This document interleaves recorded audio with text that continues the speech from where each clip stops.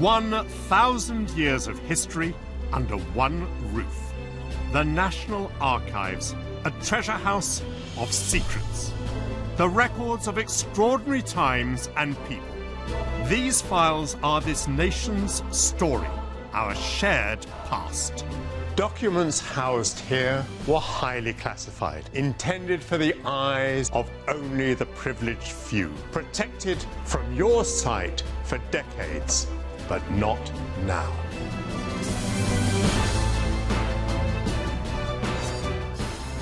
I've been granted special access to files once kept hush-hush. I'll unearth amazing tales from our hidden history. Forget what you've been told. These documents tell the truth.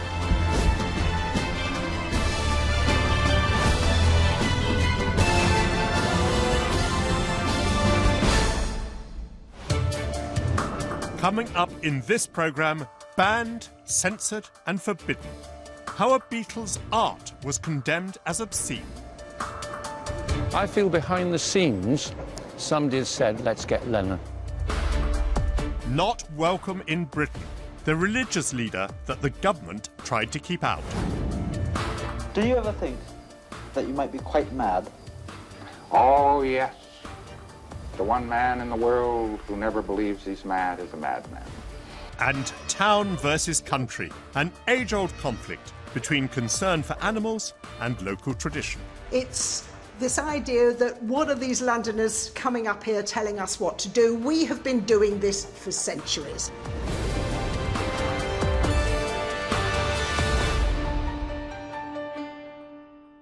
No!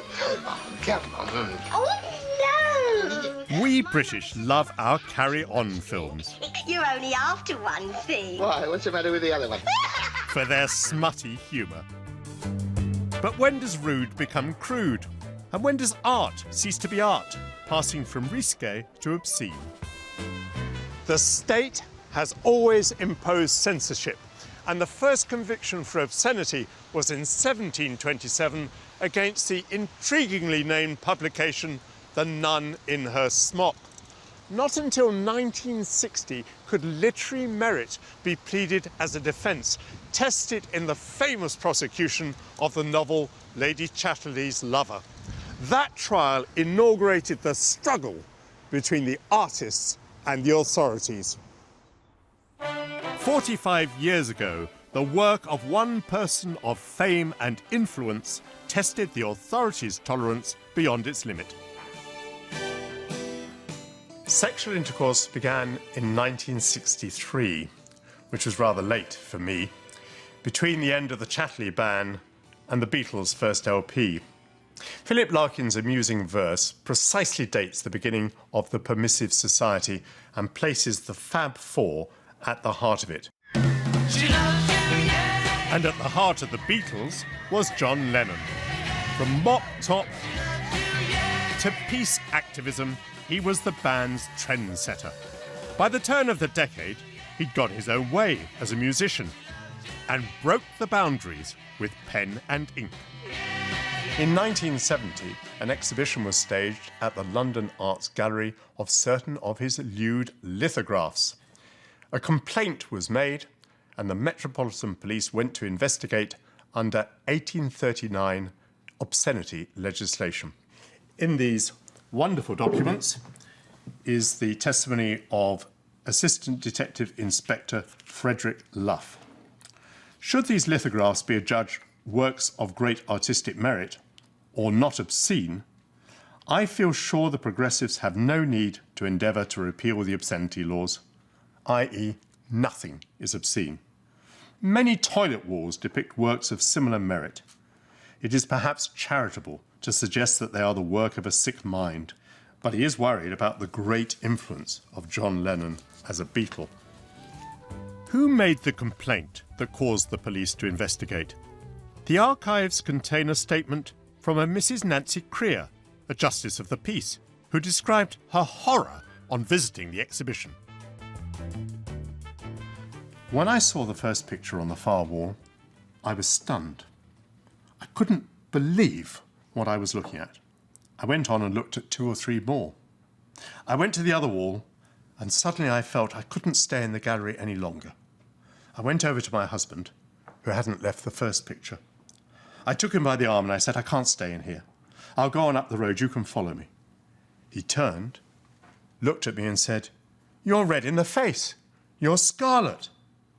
As I spoke to him, I realised that I was red with embarrassment. Well, what was the nature of these works of art that had provoked such a strong reaction? You can see here the pieces on the wall, and yes, I'm getting a kind of idea of what kind of... yes. Oh, John.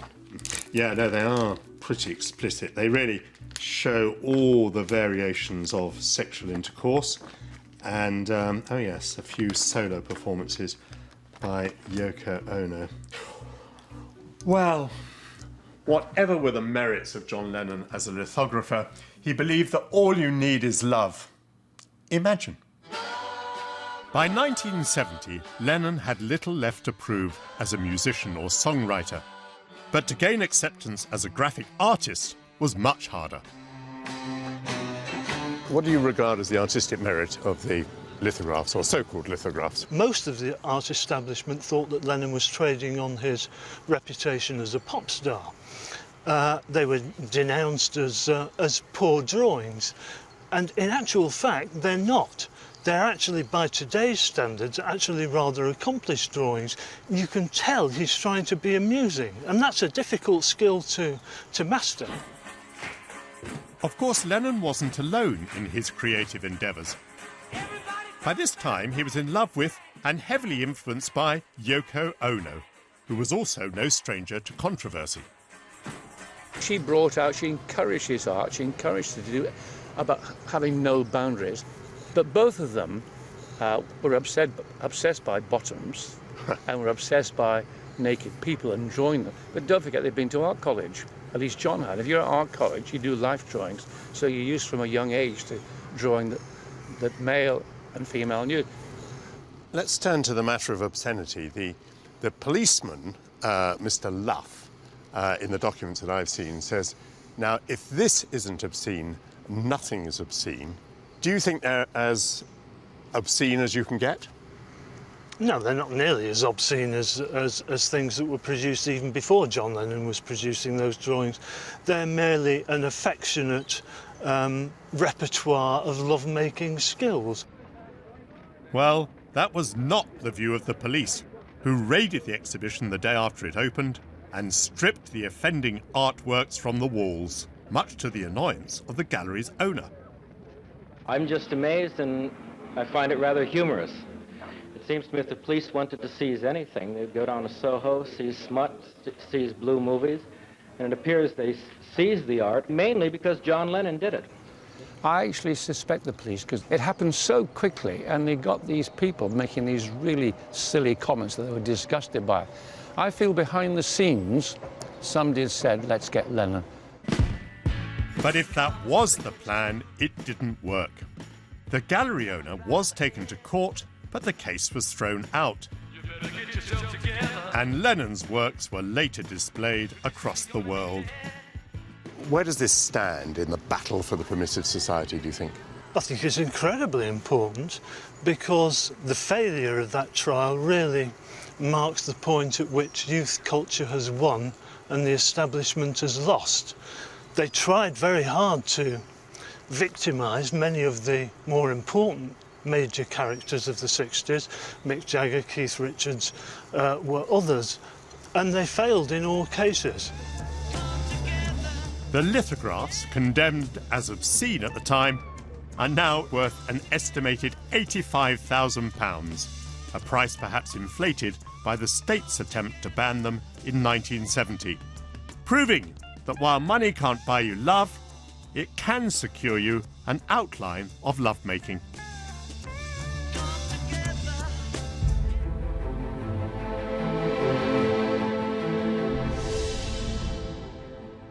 If I say the word Scientology, you'll probably think of movie A-listers like Tom Cruise and John Travolta. But long before this religious movement became big in Hollywood, it was attracting followers in Britain. And as secret documents show, the religion was causing alarm amongst government ministers. Scientology's founder, L. Ron Hubbard, was a science fiction writer with a vision for a new concept of religion. What is Scientology? How would you describe it? Well, it's very interesting. You've just asked a question like, what are the contents of the Encyclopedia Britannica? Answer in one word. In 1959, he moved its world headquarters to Britain, to St Hill Manor, East Grinstead in Sussex. Scientology teaches that we are immortal beings trapped on Earth in a human body.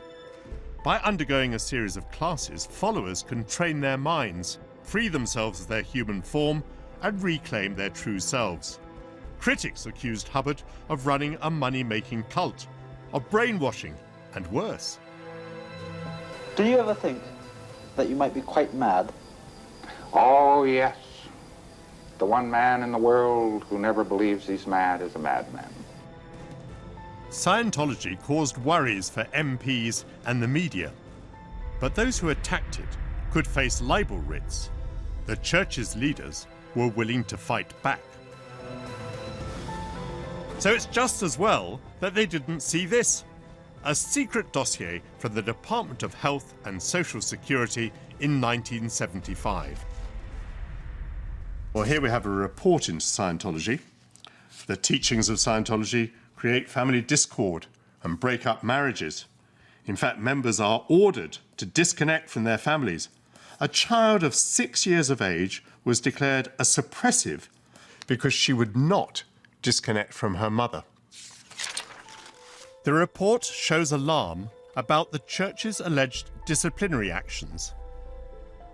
A person who is classified by Scientologists as an enemy is fair game. He may be deprived of his property by any means, be tricked, sued, or lied to, or be destroyed. The Scientologists in Britain are based in East Grinstead. The conditions under which Scientologists live in East Grinstead are like those in a police state. And in 1977, the department remained unimpressed by Scientology's claim to be a true religion, writing in a letter that Scientology was an organization that is essentially evil. The hostility went beyond words. In 1968, the government banned Scientology members from entering Britain to train or study. Hubbard moved his world headquarters to a fleet of ships, although the religion continued to operate in East Grinstead. Today, Scientology has increased its number of bases around the country, like this one in London. So did the government's action work? The travel ban, how effective was it against Scientology? It didn't really have the effect that they were intending it to have, and in some ways it might actually have had the opposite effect, in that there was a lot of publicity about the ban. People were reading about Scientology in the press and thinking, what is this? This new science and mental health. It looks as if it's something I might be interested in. In some of this, the British government seems to be wrestling with the issue, is Scientology a cult or a religion? What is the difference? Some people would say the difference between a cult and a religion is about 1 million members. It's just a matter of size. Other people would say a cult is a religion I don't like, which I think is a great definition. Personally, I don't think the word cult is very helpful. Even established religions have a lot of good and bad within them. And I personally know people in Church of Scientology who have thoroughly enjoyed being in it, who gained a lot from it, who may have left it now, but who still believe in the principles of it. Despite legal challenges, the travel ban remained in place. Then at the end of the 1970s, there was a change of government. And according to secret papers, a reversal of policy. Apparently as the result of a very personal decision by one Margaret Thatcher. In manuscript she writes, "We really cannot keep this ban unless we're ready publicly to say why and to support the conclusion with evidence. The question is not whether we approve Scientology or not, but what possible justification is there for this unique ban?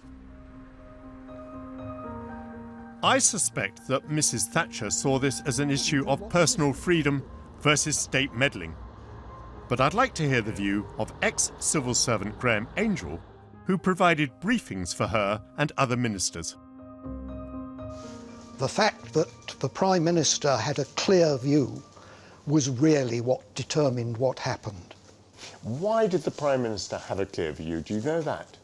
She had two constituency people who were Scientologists, and they went to see her and argued that the ban was unfair.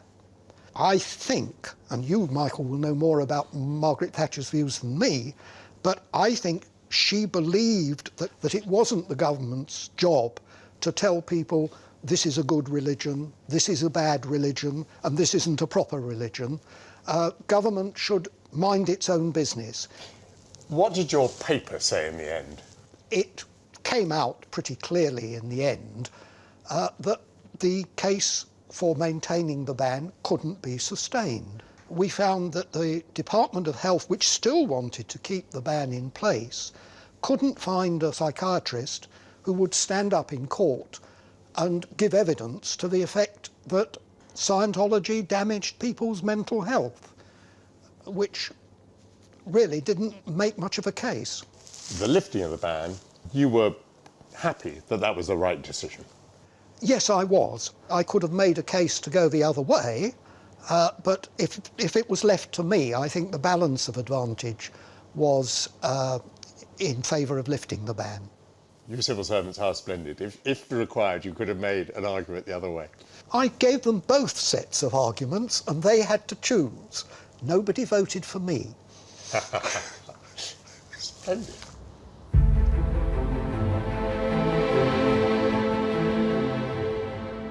This impressive building, the Church of Scientology in the heart of the City of London, proclaims that the travel ban didn't work. Indeed, it may simply have attracted more attention, even support, for the Scientologists. And standing as it does, just a short walk from the iconic St. Paul's Cathedral, it proclaims, "You tried to ban us, but you failed."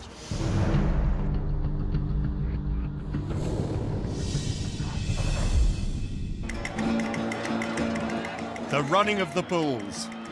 Colourful, exciting, dangerous. This could only happen in Spain, couldn't it? Actually, no. I found a document that reveals how bull running wasn't always confined to the streets of Pamplona. It also took place in Britain. In Lincolnshire, there was a bull running festival for almost 650 years, attracting crowds who chased the animal through the streets before cornering, killing, and butchering it. The citizens considered it a fun day out, but by the 19th century, it faced disapproval. In 1824, a group of reformers, including William Wilberforce, founded the Society for the Prevention of Cruelty to Animals. And in 1837, they targeted the practice in Stamford in Lincolnshire of running bulls through the streets. This beautiful document is a report by the secretary of the society, a Mr. Thomas, who visited the bull run to monitor whether local magistrates were enforcing the law against animal baiting. He took 2 constables along with him as backup, one called Rogerson. But despite having the law on their side, it's fair to say that these out-of-towners were not made welcome. The constables are not very warmly received. Upon entering the building, the greatest disorder prevailed. Shouts of "Bull! Bull! Yahoo! Yahoo!" shook the building. Threats of the most disgusting nature were used towards them, and language most obscene applied to them. One fellow with a long pointed stick approached Rogerson and told him that death stared him in the face. The mob consisted of the lowest vagabonds, and others, apparently more respectable. On this occasion, the society was not successful in stopping the running of the bulls. The secretary, Mr. Thomas, says the triumph of the bullards here yesterday was very painful to me. Their cruelty to the bull when he was helpless was extreme and long continued. The Society for the Prevention of Cruelty to Animals lost that battle in Stamford, but won the war. 2 years later, the last ever bull run took place. If you fancy the rough and tumble of the bulls, nowadays there's no point taking a train to Stamford. You must take a plane to Spain. Olé!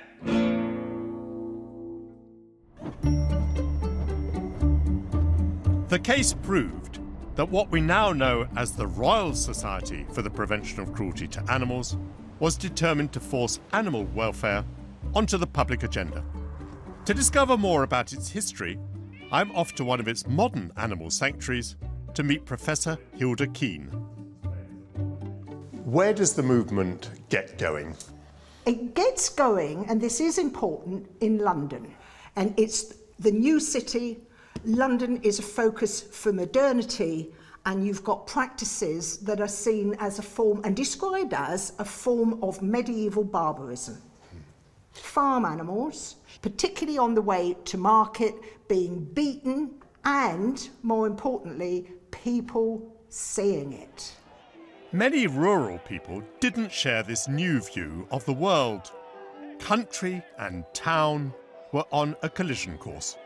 It's this idea that what are these Londoners coming up here telling us what to do? So it's seen as somebody else outside the locality that is creating laws that ban something they've been doing for centuries, and supposedly nobody locally has been complaining about it. And actually, why should London care what happens in Stamford? London should care, and did care, what happened in Stamford, because this epitomised both the unruly nature of some of the what were seen as the lower orders, but also they were concerned about the fact that a bull was being treated in this way.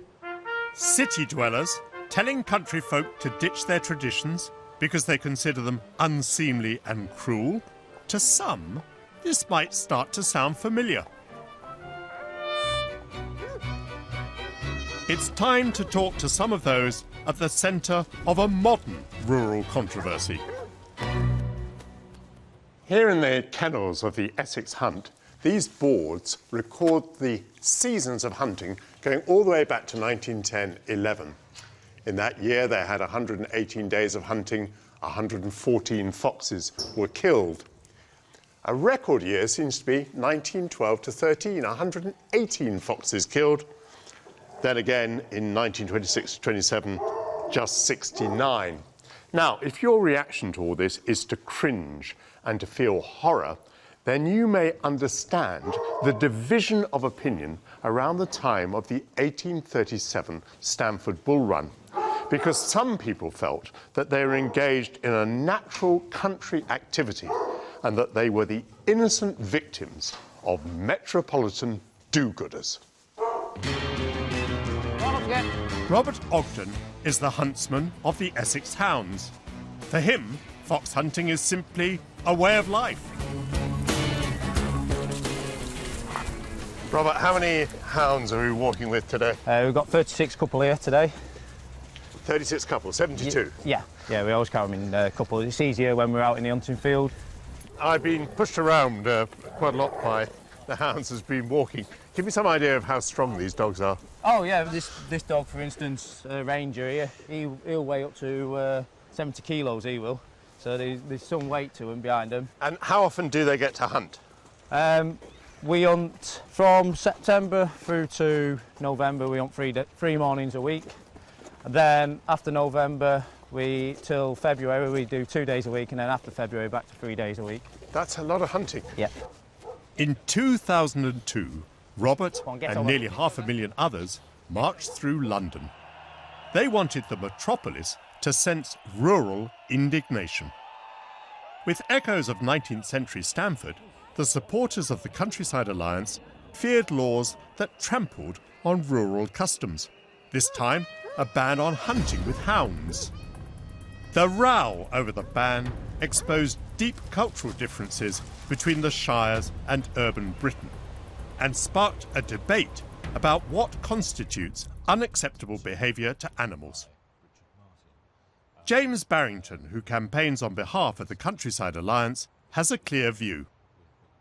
Anything that is gratuitously cruel, anything that you can prove to be cruel, in other words, causing unnecessary suffering to any animal, that should be the starting point. You're pleased that bull running no longer occurs as it did in Stamford in 1838? Oh yes, I certainly am. Well, I mean, that's clearly a baiting activity, and as someone said at the time, look, hunting with the aim to kill is very different to baiting with the aim to torture. And so baiting is not hunting, and that is something which I know anti-hunt people like to try and confuse, but they're two very different activities. Do you think there's an argument that if something is so deeply in your culture, even if it does involve a cruelty to an animal, you can respect it as part of a human or a national culture? Well, I think that is an interesting point, because there are certain activities like falconry in this country that has been accepted as a natural part of our culture and is protected that way. Now, you spend some of your time lobbying politicians and officials about laws.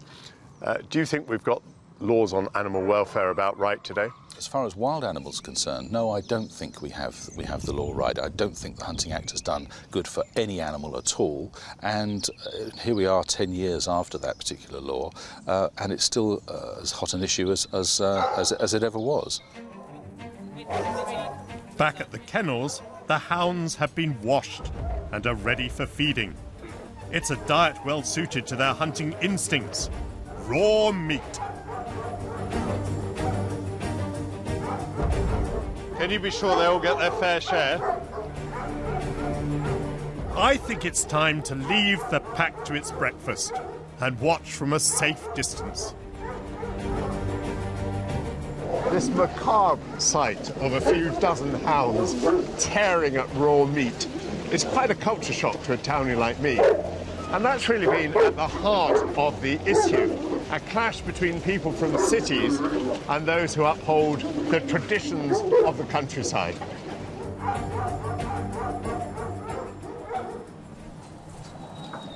Silence reigns.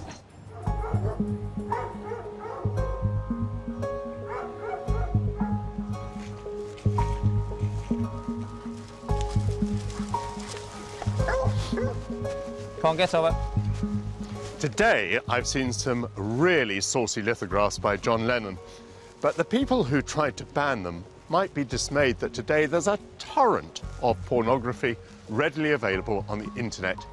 It's difficult to make bans work, as ministers discovered when they tried to exclude Scientologists from Britain. As for the ban on fox hunting, it's made little visible difference to country culture and tradition.